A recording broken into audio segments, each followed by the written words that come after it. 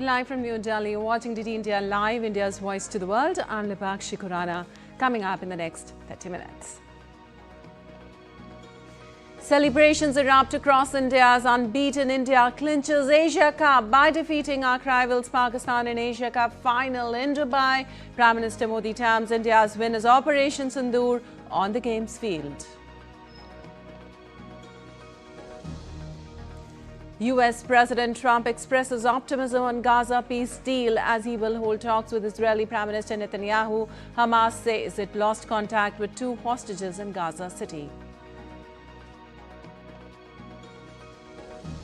In US, at least 4 dead, several others wounded after gunman opens fire at a Michigan church. Trump condemns the attack, says the epidemic of violence in US must end immediately. Typhoon Buoy braces up central Vietnam as widespread damage reported across the Southeast Asian nation. Businesses, airports shut, thousands evacuated ahead of landfall.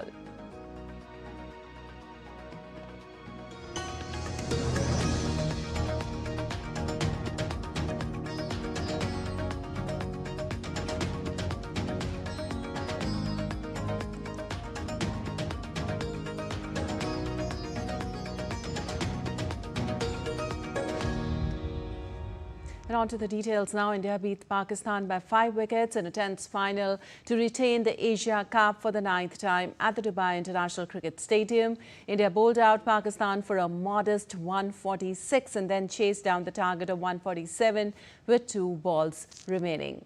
While coming into bat with India 2 wickets down for 10 runs in the 3rd over, Tilak Verma weathered the storm while wickets fell at the other end. Verma smashed an unbeaten 69 in 53 balls, while Shivam Dube contributed a breezy 22-ball 33 during a vital 60-run partnership for the 5th wicket. Earlier, Kuldeep Yadav was the star of the show with excellent figures of 4 for 30 in 4 years, while fellow spinners Varun Chakravarti, Akshar Patel and Jasprit Bumrah were also among the wickets after India opted to bowl first.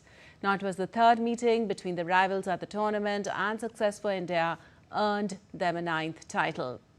Also, India has been the most dominant force in Asia Cup history, lifting the trophy in the years 1984, 1988, 1990, 91, 1995, 2010, 2016, 2018, 2023 and now in 2025.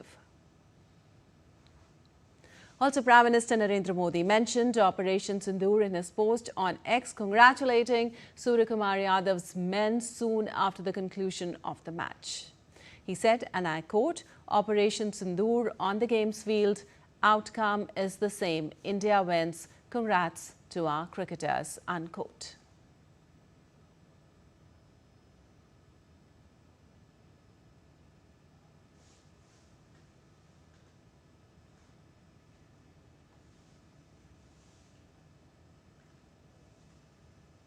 Also, External Affairs Minister Dr. S. Jaishankar extended congratulations, saying congrats to Team India on winning the Asia Cup.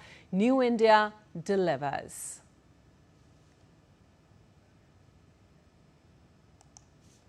And significantly, Indian captain Suryakumar Yadav's squad celebrated on the champions' podium without a trophy after the Indian cricket team refused to collect it from Mohsin Naqvi, who is not only the chairman of the Asian Cricket Council but also the chief of the Pakistan Cricket Board and the Interior Minister of Pakistan.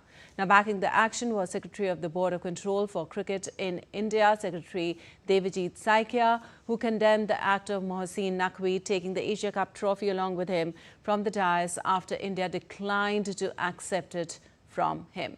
He further added that the BCCI would be registering a protest against Naqvi at the International Cricket Council meeting next month. You see, India is having a war with a country, and that country is one of the main leaders is supposed to hand over the trophy to us. It is not possible for us. It is not ethically as well as morally possible for us. And if you think from the point of patriotism also, we cannot accept a trophy from a person who represents a country, that country is waging a war against our country. So we have refused to take the trophy, but that does not mean that that gentleman will take the trophy and the medals which is to be given to our country to his own hotel room. So that is totally unexpected, and we hope that good sense will prevail and he will send back the trophy to the country, that means to India, as soon as possible. That will restore some semblance of morality. At least we are expecting that from him. And in any case, BCCI as well as we are going to lodge a very strong protest against the behavior of the gentleman in today's prize distribution ceremony. Thank you, sir. Well, on the trophy-related action, Suryakumar Yadav tweeted after the win saying, when the game is done, only the champions will be remembered and not the picture of a trophy. He also made a heartfelt gesture announcing that he would donate his entire match fees from the tournament to the Indian Armed Forces. And India erupted in celebration after the big win in the thrilling match. From Delhi, Mumbai, Patna, Indore, Vadodara to Punch, visuals emerged of fans bursting firecrackers, beating dolls and dancing in the streets.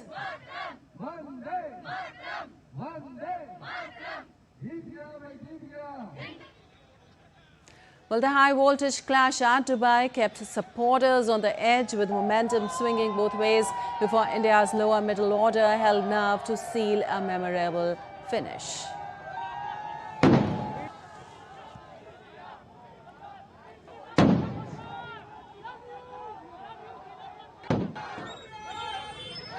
The result triggered wild celebrations across the nation, with fans waving the tricolour and chanting slogans late into the night.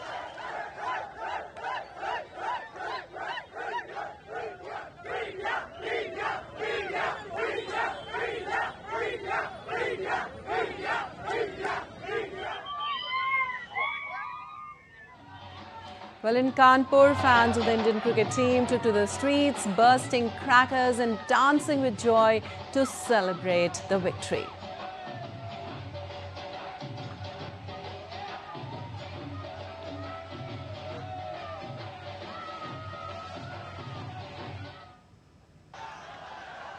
The victory also sparked jubilant scenes across Mumbai as fans took to the streets to celebrate. Supporters cheered the team's performance, dancing to the beat of dolls and reveling in India's memorable win.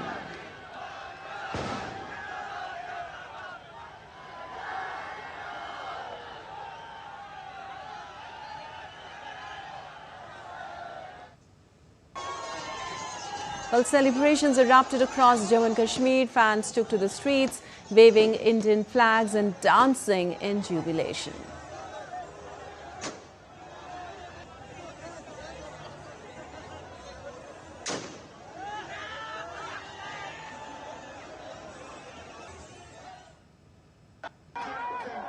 And some international updates now. US President voiced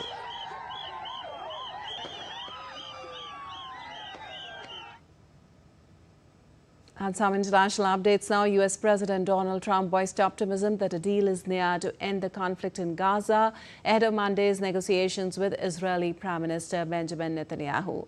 Now, the two leaders will meet today at the White House for a high-stake discussion that Trump has boasted could end the conflict in Gaza. Trump projected optimism on Sunday as his administration works to close a comprehensive plan that would include the release of all hostages held by Hamas. Also, a White House official said the U.S. plan calls for the return of all hostages, living and dead, no further Israeli attacks on Qatar, and a new dialogue between Israel and Palestinians for peaceful coexistence. Also, Trump did not provide specific details of a prospective ceasefire for hostages deal in Gaza, but Vice President J.D. Vance said the top U.S. officials are immersed in very complicated negotiations with Israel and Arab leaders. Vance said he believed Trump's optimism is warranted, but injected a note of caution. Can get derailed at the very last minute. So while I remain very hopeful, I am cautiously hopeful. I'm going to let the diplomats continue to work on this. But our principle here is very simple. We want all the hostages to come home. We want Hamas to no longer be a terror threat. Well, meanwhile, Israeli tanks pushed deeper into Gaza City, and the military wing of Hamas said it had lost contact with 2 hostages held there. The Hamas military wing, Al-Qassam Brigades, called on Israel on Sunday to pull troops back and suspend airstrikes on Gaza City for 24 hours so fighters could retrieve the captives. Now, Trump told in a phone interview he had received a very good response from Israel and Arab leaders to the Gaza peace plan proposal and that everybody wants to make a deal. Hamas said the group had not yet received any proposal from Trump nor from mediators. Israel has launched a massive ground assault of Gaza City, flattening whole districts and ordering hundreds of thousands of Palestinians to flee to the tented camps. And in Michigan's Grand Blanc Township, 2 people have been killed, including the suspect in a shooting at the Church of Jesus Christ of Latter-day Saints. A man crashed his vehicle through the front doors of the Mormon church in Michigan and came out firing an assault rifle, killing 2 people and wounding 8 others before dying in a shootout with the police. Now, the perpetrator, identified as Thomas Jacob Sanford, a 40-year-old man from the nearby town of Burton, also set fire to the church, which was engulfed in flames and billowing smoke. Investigators will search the shooter's home and phone records in search of a motive. Also, U.S. President Donald Trump called the incident horrendous in a post on his Truth Social and said it yet another targeted attack on Christians and said the FBI was on the scene. The rampage marked the 324th mass shooting in the U.S. in 2025, according to the Gun Violence Archive, which tracks such incidents and describes a mass shooting as one in which 4 or more people are shot or killed, not including the shooter.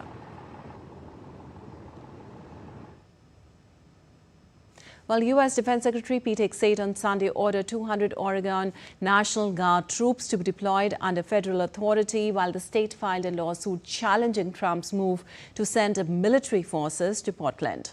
Now, Trump on Saturday announced plans to send troops into Portland, saying they would be used to protect federal immigration facilities against domestic terrorists and that he was authorizing them to use full force if necessary. Trump's deployments of military forces into other municipalities led by Democrats, including Los Angeles and Washington, D.C., have spurred legal challenges and protest. Oregon's suit was filed against Trump, Hegseth, and Homeland Security Secretary Kristi Noem in federal court in Portland by Oregon Attorney General Dan Rayfield. The suit accused Trump of exceeding his powers. The lawsuit stated that protests against the Immigration and Customs Enforcement Agency in Portland have been small and relatively contained since June.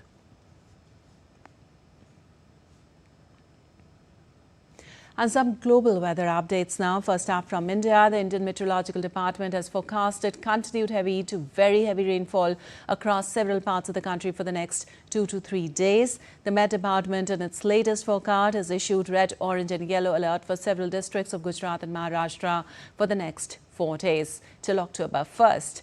As per the IMD, red alert has been issued for Saurashtra and Kutch as they are likely to witness heavy to very heavy rain with isolated extremely heavy falls. The Maharashtra government has also issued an advisory urging people to remain cautious amid a forecast of heavy to very heavy rainfall across several parts of the state till September 30th. Odisha is likely to experience a wet Dussehra on October 2nd as a low-pressure area is expected to form over the Bay of Bengal the previous day, bringing heavy rainfall in the eastern state, the IMD said. And Vietnam said it evacuated almost 30,000 residents from coastal areas on Sunday as intensifying Typhoon Buoy barreled towards the country, forcing the government to shut down several airports.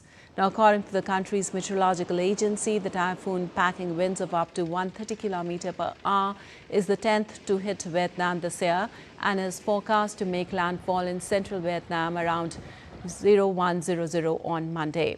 Northern and central provinces may see up to 600 mm of rain through October 1st, with rivers rising by 9 meters and risks of flooding and landslides, it added. Now, authorities in the central province of Hattin have started to evacuate more than 15,000 people, and the schools in the typhoon-affected area will be closed on Monday, the government said, adding thousands of troops were standing ready. Now, while Vietnam suspended operations at 4 coastal airports from Sunday, the Civil Aviation Authority said. And Spain's meteorological agency on Sunday issued a red warning for heavy rains in eastern regions, prompting authorities to close schools and universities in Valencia on Monday. Now, the country's weather agency issued an extraordinary danger warning for Tarragona, Castellón and Valencia on Sunday and Monday. Citing the weather alert, Spanish Prime Minister Pedro Sanchez urged citizens to always follow civil protection and emergency services instructions. Meanwhile, schools and universities will be closed in Valencia on Monday, as well as public spaces such as libraries, parks and markets. And still to come in this edition of DD India Live. Bihar gets major rail boost to receive 3 new Amrit Bharat trains and 4 passenger trains. Madurai bench of Madras High Court to hear case on many deaths during TVK leader C. Joseph Vijay's campaign in Karur. Mahasaptami today, as 9-day Navratri festival continues to be celebrated with great fervour.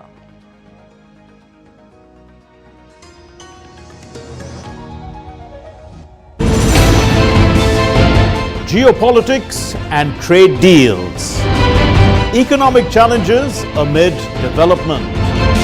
Hard work and the path to prosperity.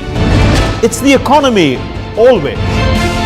Between walkers, money is what money does and says. Supply creates its own demand. Between the bulls pulls and bears tears. When supply chains globalization and India rises to the podium. We'll get you centered with the Economic Brief at 8 p.m. every Thursday on DD India.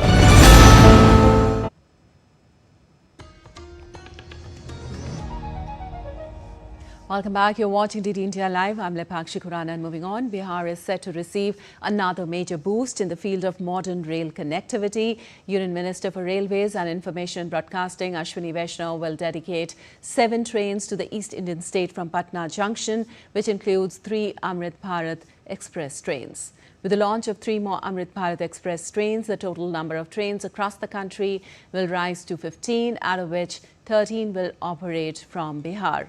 Now, the new Amrit Bharat trains being launched are from Muzaffarpur, Charlap, Ali, Amrit Bharat Express, Darbhanga, Madar Amrit Bharat Express and Chhapra, Anand Vihar Terminal Amrit Bharat Express. These modern high-speed trains are designed to provide affordable, safe and comfortable journeys, especially for the middle class and common travellers. In addition to the express trains, 4 new passenger train services will also be inaugurated, improving intrastate connectivity and fulfilling long-standing public demands.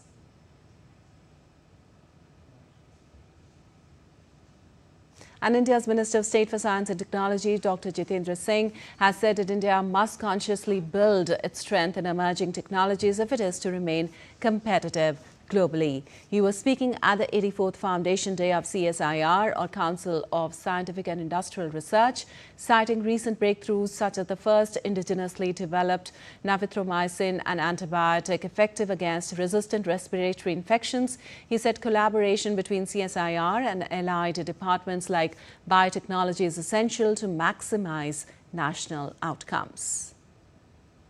वर्षों में जिस प्रकार से प्रधानमंत्री जी के नेतृत्व में सभी के सभी विज्ञान इनिशिएटिव्स का विस्तार भी हुआ है, प्राइवेट सेक्टर को और अधिक मात्रा में इंटीग्रेट किया गया है, उसी स्पिरिट को आगे बढ़ाते हुए हमने न केवल इन 37 के 37 इंस्टीट्यूट्स की शो केसिंग करके लोगों तक पहुंचने का प्रयास किया, उन लोगों तक जिनके लिए कि काम ज़िंदगी में वो ईज़ ऑफ लिविंग की संभावनाएं पैदा कर सकते हैं, बल्कि इनको साइंस के दूसरे विभागों के साथ भी इंटीग्रेट करके साइलो से निकाल करके एक व्यापक स्तर पर इंडस्ट्री रिसर्च एकेडमिया का लिंकेज स्थापित करके भारत की विकास यात्रा और विकास और विकसित भारत के उस लक्ष्य प्राप्ति के लिए जिस प्रकार से टेक्नोलॉजी का महत्वपूर्ण योगदान रहने वाला है, उसके महत्व को समझते हुए हमने उस तरह से इसको एक नया स्वरूप देने का प्रयास। Well, Union Home Minister Amit Shah announced that left-wing extremism will be fully eradicated by March 31st next year. Speaking at the Naxal Mukt Bharat event in New Delhi, Amit Shah highlighted that when the Modi government took office in 2014, India faced major security challenges in Jammu and Kashmir, the northeast and the left-wing extremism corridor. Shah noted a 70% decline in security personnel deaths in the northeast between 2014 and 2024 due to the government's long-term strategy. And updates now on Tamil Nadu's Karur rally stampede. The Madurai bench of the Madras High Court will hear a case to be filed by Tamilaga Vetri Kazagam regarding the death of as many as 40 individuals during a campaign by its leader Vijay in Karur district on Saturday. Now, earlier, the Madras High Court on Sunday heard a petition seeking to restrain actor politician Vijay's party TVK from conducting any public gatherings, rallies or gatherings until the completion of the official inquiry into the Karur stampede tragedy. The plea came in the wake of the Saturday incident in Karur. The tragedy, which has shocked the state, has raised serious questions over recent management, police security and crowd control measures. The Tamil Nadu government had already ordered a probe with senior officials and the police top brass reviewing the lapses. And Prasar Bharati has partnered with Collective Media Network to bring India's first AI-powered rock band Trilok to audiences via All India Radio, Doordarshan and Waves OTT. In conversation with DD India correspondent Shyama Mishra, Vijay Subramaniam, the founder of Collective Media Network, explained the initiative in detail. Listen in.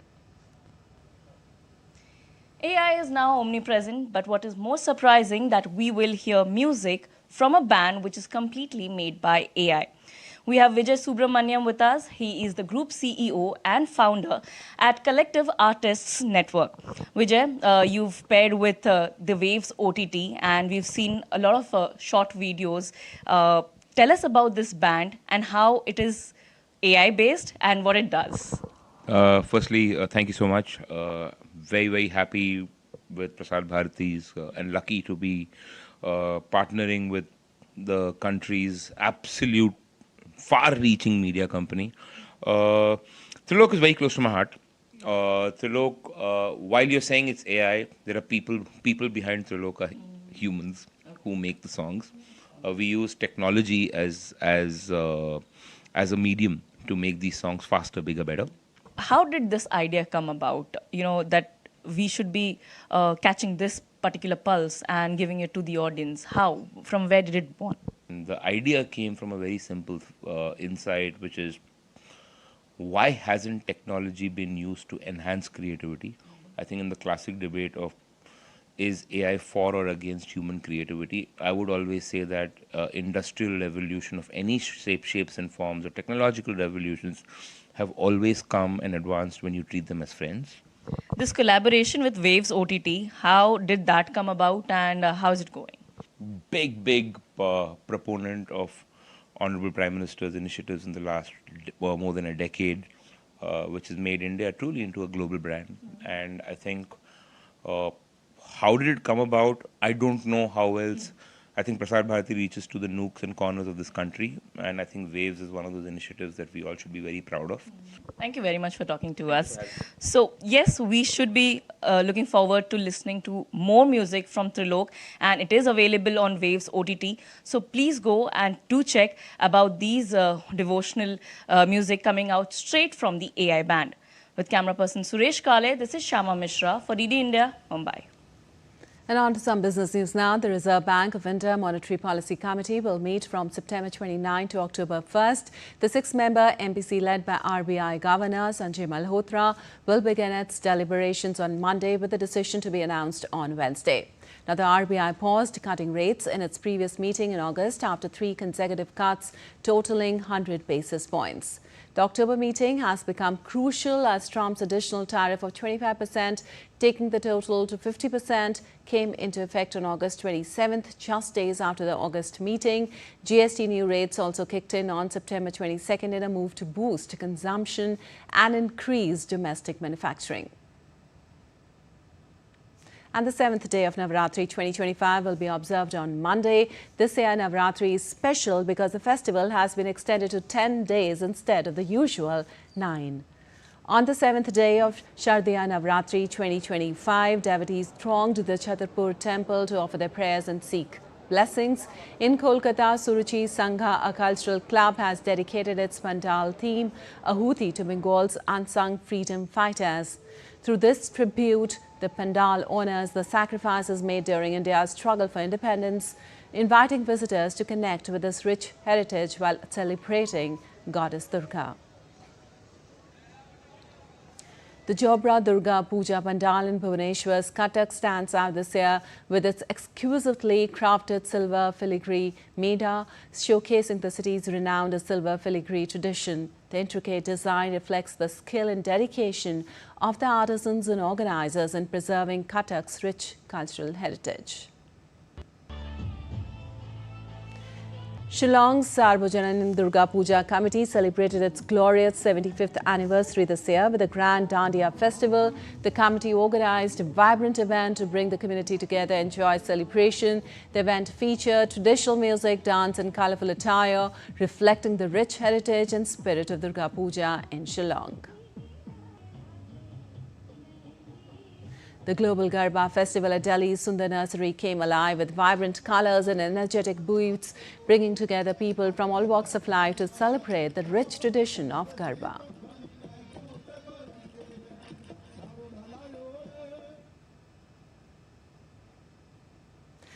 All right, that's all for this edition of DD India Live. But let us know your thoughts on the news of the day. For those on the go, you can get all the latest news and updates from India across the world on the DD India mobile app. The app is available on both Android and iOS platforms. Scan the QR code on the screen to download now. We'll be back with more news as it breaks here on DD India. I'm Lipakshi Khurana from all of us here in Delhi. Thanks for watching DD India Live.